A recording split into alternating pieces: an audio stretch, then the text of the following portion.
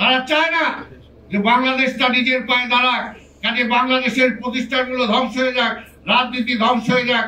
তাহলে এই বাজারটা তাদের যেটা এতদিন ভোগ করেছে আবার তারা চায়।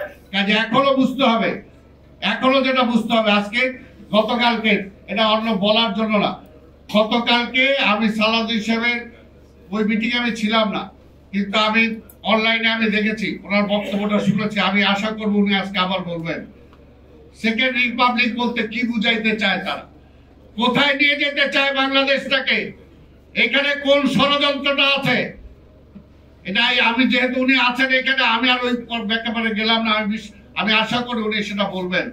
আজকে বাংলাদেশটাকে আবার তারা কোথায় নিয়ে যেতে চায়, কি করতে চায়, এটার পেছনে কি ষড়যন্ত্র আছে, সেই ষড়যন্ত্রটা আজকে এই ধরনের মেধাবী সাহেব, মেধাবী লোকজন যারা আছে তাদেরকে এটা বুঝতে হবে। এবং ওই যে বললাম, দেশপ্রেম এবং সততা দিয়ে এটাকে বিবেচনা করতে হবে, এবং সঠিক যেটা সেটাকেই বলতে হবে, সঠিক যেটা, সত্য যেটা, সেই কথাটা বলতে হবে।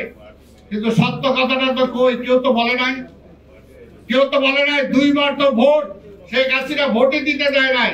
ঢাকা বিশ্ববিদ্যালয়ে সেই ভোটের অধিকারের ব্যাপারে তো কোনো মিছিল দেখি নাই, চট্টগ্রাম বিশ্ববিদ্যালয়ে তো কোনো মিছিল দেখি নাই, রাজশাহী বিশ্ববিদ্যালয়ে তো কোনো মিছিল দেখি নাই।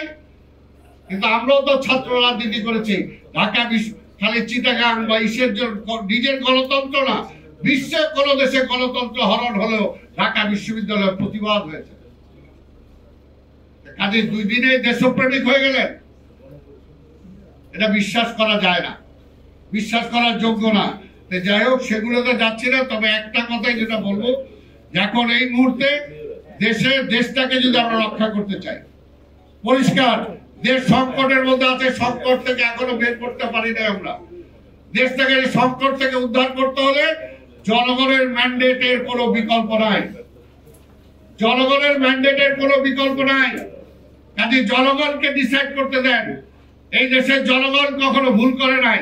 আর ওই 20-25 জন 30 জন মিলে ওরা বলে দেন না জনগণ ভুল করবে, তাই এই মুহূর্তে নির্বাচন দেওয়া যাবে না।